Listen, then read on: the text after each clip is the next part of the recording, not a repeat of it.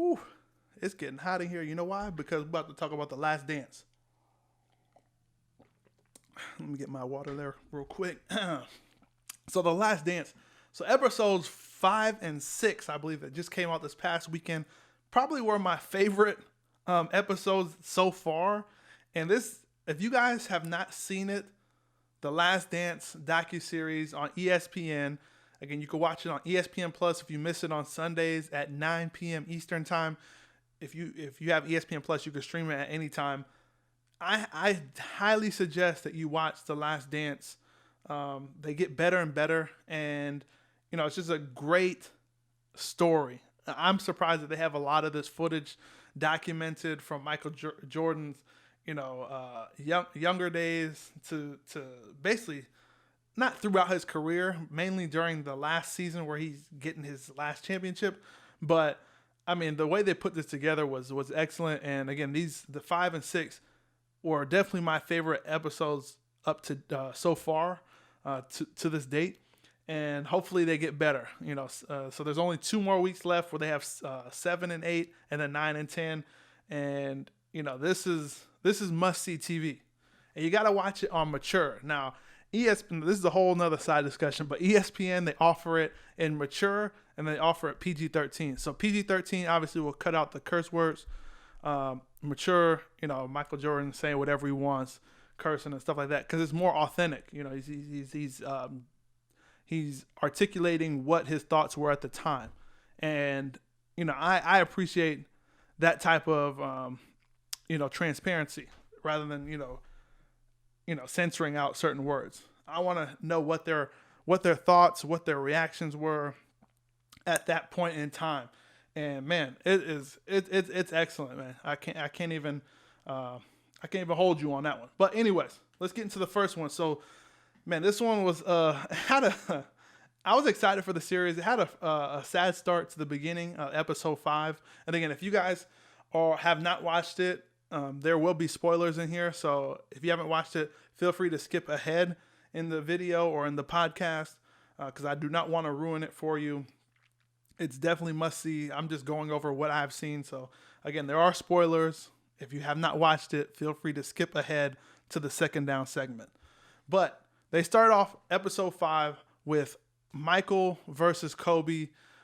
This is one of Kobe's last interviews before he passed away tragically. Again, it was a sad start because it was a cool start, but at the same time, it was kind of sad because again, Kobe, one of Kobe's last interviews, where he talks about Michael Jordan, talking about Kobe said that there would be no 5 championships. Kobe would not have 5 championships with the Lakers without Michael Jordan. And we all know that they didn't play together, but Kobe modeled a lot of his game after Michael. Michael was a mentor to him. He was a big brother. Now, they taught Michael in the beginning during the All-Star game talked about Kobe. He wouldn't pass him the ball because all he does is shoot and all that stuff. But it was a fun, it was a friendly competition. And, what Michael did for Kobe's career, I mean, obviously Kobe got 5 championships and credits Michael Jordan for all 5 of them. And then also on top of that states that, it's not fair for people to say that he would beat Michael Jordan in a game of one-on-one because Kobe's game was derived from Michael's game. So, Kobe's paying the ultimate respect to Michael Jordan, and we don't expect anything less from Kobe. I'm happy to see him get inducted into the Hall of Fame for this exception. Still unreal that he is not here with us, but I wasn't a big Kobe fan during the NBA, when I was watching the NBA when Kobe was playing, but I always respected him.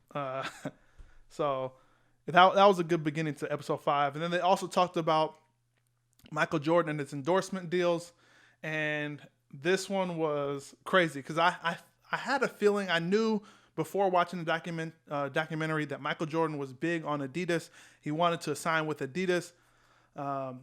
The issue came down with Adidas not having enough money to sign Michael Jordan, or not offering enough money to sign Michael Jordan, and they did not want, and in the documentary it stated that they did not want to give him a signature shoe, up front. So Michael Jordan there was a meeting set for Michael Jordan to meet with a Nike rep. I believe his agent has set this one up, and Michael Jordan didn't even want to go to the meeting. Michael Jordan wasn't a fan of Nike. Nike is not what it is right now. Back then, it was still like a startup shoe brand company, and it doesn't have the cachet that it does now. I mean, at the end of the day, once you finish episode 5, you realize that Michael Jordan had a huge impact on Nike's growth and where Nike is today. Because again, there wasn't many athletes signing with Nike. There's not many big athletes signing with Nike. Most of them were signing with Adidas or Converse. Converse was another one that Michael Jordan was interested in. They had Larry Bird, Magic Johnson, all of those guys. So again, Nike was not what it is now. And Michael Jordan, I believe he said his mom convinced him to go take the meeting with Nike. When he ended up going to the Nike meeting, they offered him a signature shoe as well as, a contract that was worth more than any other, company was able to provide. And his dad said that he would be a fool not to accept the Nike deal. So he took the Nike deal, and the rest is history. So that was kind of cool to see the how close it was to not having Michael Jordan, with Nike, and how the whole Air Jordans brand came along. Michael Jordan's agent, I don't have his name with me right now, but he was talking about how he started the Air Jordan. Air Jordan, the name, was his idea. He's the one that presented it during that Nike meeting, and they liked it and ran with it. Another portion of episode 5 was when Michael Jordan, I believe it was the second championship, where they were going against the Portland Trailblazers. They talked about the whole time, the news. So the news leading up to that championship series was Michael Jordan versus Clyde Drexler. And Michael Jordan said that he took it as disrespect that both of them were in the same sentence. Now that's harsh for Clyde Drexler, who was a good player, and not to take anything away from Clyde Drexler, he was a good player in the NBA, a great player, but again, him and Michael Jordan were two different, there's levels to this, right? And Michael Jordan wanted to show that Drexler was not on his level. So game 1, he drops 35 in the first half. And this is the shoulder shrug game where he's like, hitting all those threes, like, So Michael Jordan was feeling himself definitely in the Portland series. He wanted to prove a point with Clyde Drexler. This guy is ultra competitive. That's one thing that you get from this docu-series, that Michael Jordan is ultra competitive, and you have to have that type of competitive nature to hit, great levels. You have to always be competitive, and he took anything that came out as an insult or as an opportunity to prove himself, and him and Clyde Drexler as the, story prior to the series, again, that motivated him to show that this is not a debate. It's me and then everyone else. So that was cool. And then they got into the Dream Team. Now this one's been talked about a lot on the sports shows, Undisputed, First Take. With the Dream Team in the 92 Olympics, number one, why Isaiah Thomas was not on the team. In the documentary, they were making it appear as if Isaiah Thomas, majority of the players on the Dream Team did not like him, which is one of the reasons why he was not on there. Isaiah Thomas is under the impression that he was not on the team because of Michael Jordan, who was allegedly very vocal on. And some say that Michael Jordan stated that if Isaiah Thomas was on the team, that he would not be a part of the team. And at the end of the day, Isaiah Thomas was not part of the team, unfortunately. But Michael Jordan did state that although he used the word hated, although he hated Isaiah Thomas, he always respected his game and thought that he was the second greatest point guard of all time. I think behind Magic Johnson. So that's high praise from Michael Jordan. He said Isaiah is the second best point guard of all time. He said that in a documentary. And again, it doesn't there's still unanswered questions, and we'll never know the truth as far as why Isaiah Thomas was not on the All-Star team. He should have been on not the All-Star team. While he wasn't on the Dream Team, he should have been on the Dream Team. But again, at this point, any story that comes up is all speculation. We'll never know the truth. I mean, I don't even know who made that decision. Maybe Michael Jordan's the only one that knows what really went on, and his story is, hey, it wasn't my call. So, you guys could take it for what it's worth. But anyways, they talked about the Dream Team and running into Croatia, where Toni Kukoc played, and he was the star player for that team. Now, there was a backstory with Toni Kukoc, so if you guys follow the NBA now, you'll see that players will get drafted overseas, like European players, and they still have contracts where they might play another year or two in that Euro League and then come to the NBA. That was one of those cases, I believe, with Toni Kukoc, where he decided instead of going to the Bulls, he's just going to stay in Europe, get these contracts. He stated that the contract he was getting in Europe to play in the Euro League was, a lot more than what he would have made with the Bulls. So it was an easy decision for him. But Jerry Krause was, I don't want to say obsessed, but he liked Toni Kukoc a lot and thought very highly of him, and was traveling out to see his games. And Michael Jordan and Scottie Pippen were like, yo, you guys, you're over here watching this guy and saying he's the future of the franchise while we're still providing you championships. Like, we're still in now. Like, we're still providing championships. You're talking about this guy being the next face of the Bulls. So Michael and Scottie took that as disrespect.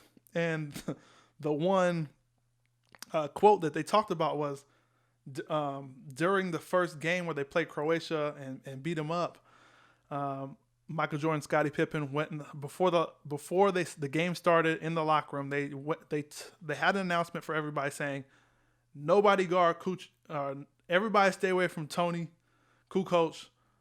Let myself, Michael Jordan, and Scottie Pippen, we'll take care of it." And man, they wreaked havoc on him the first game. The second game they played for the finals, for the gold medal game, Kukoc actually showed out, was balling out in that game. But the first one, man, they took his heart, and they were actually afraid that he would not come to the Bulls after playing that, because they were all over him. They were all over him.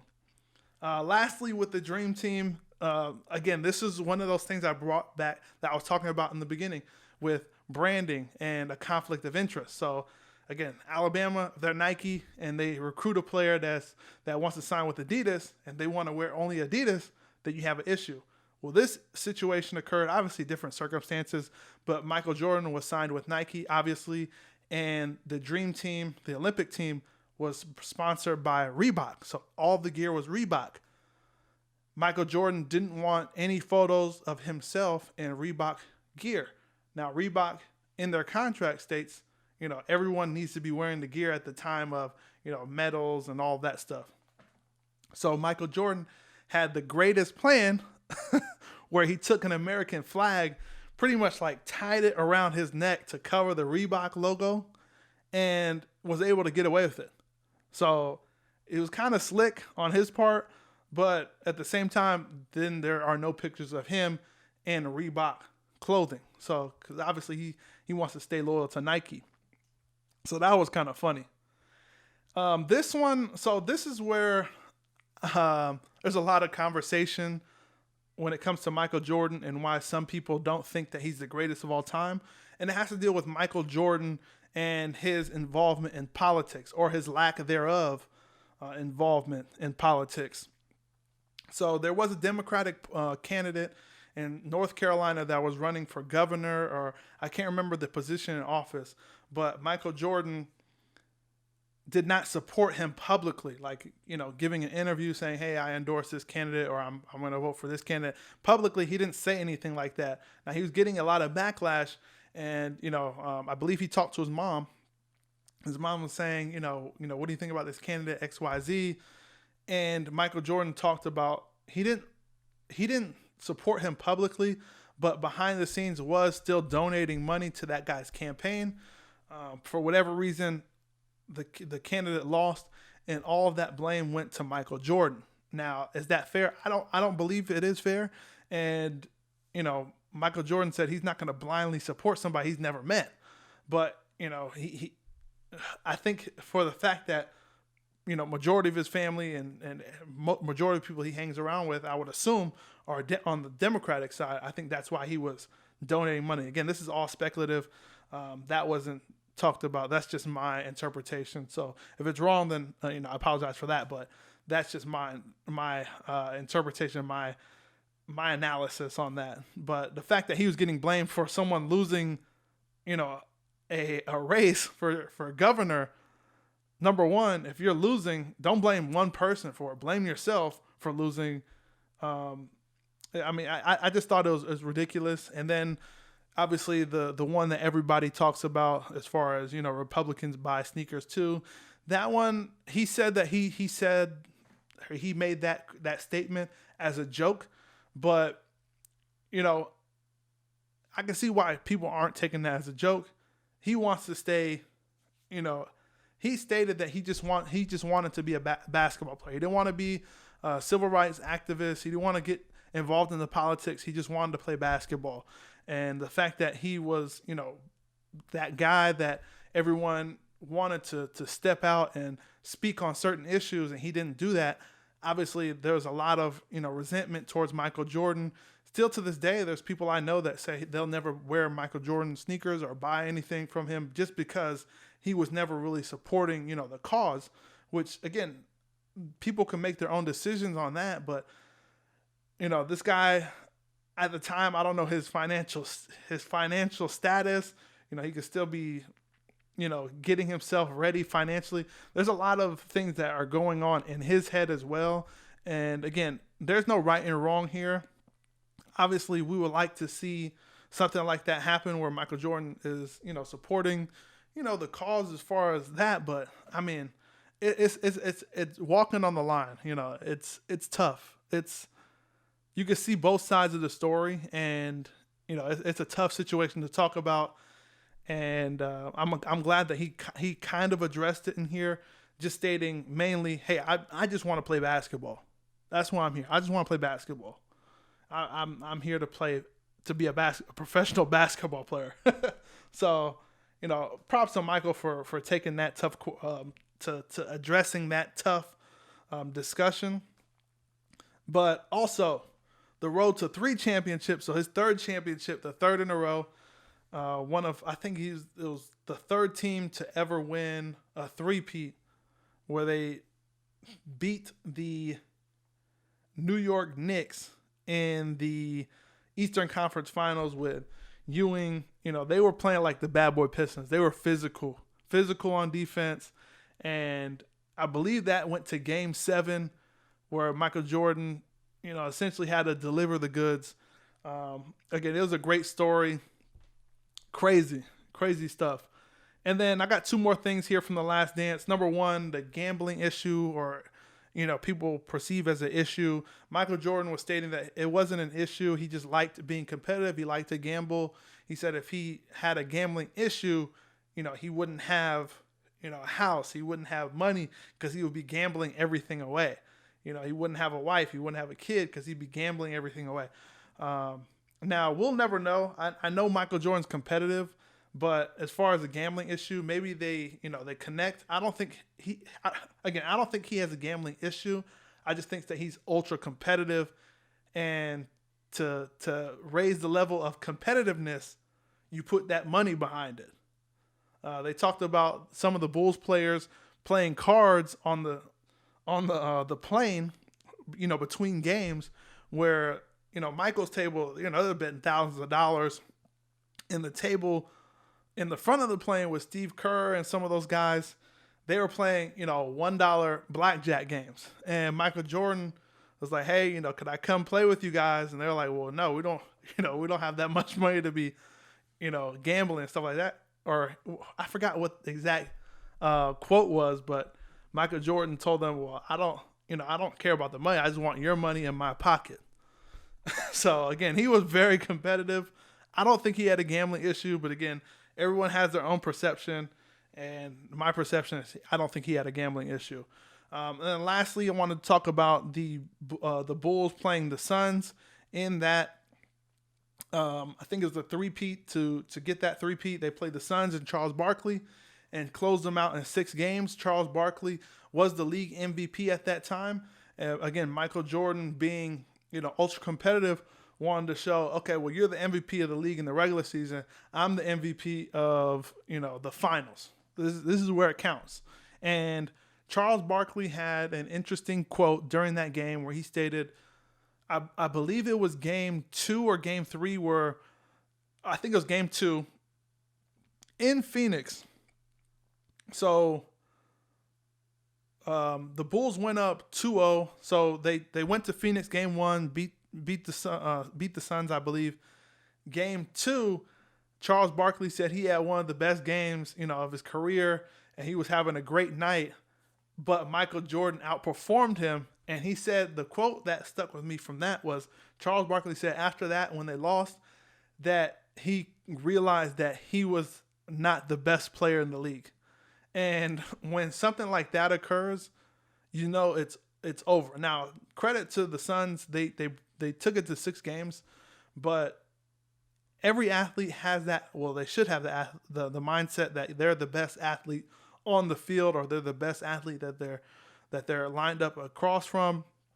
As soon as you have that thought and that knowledge that you are not the best guy out there, that could be a crushing blow to any team, especially the MVP of the Phoenix Suns, who led them to that game.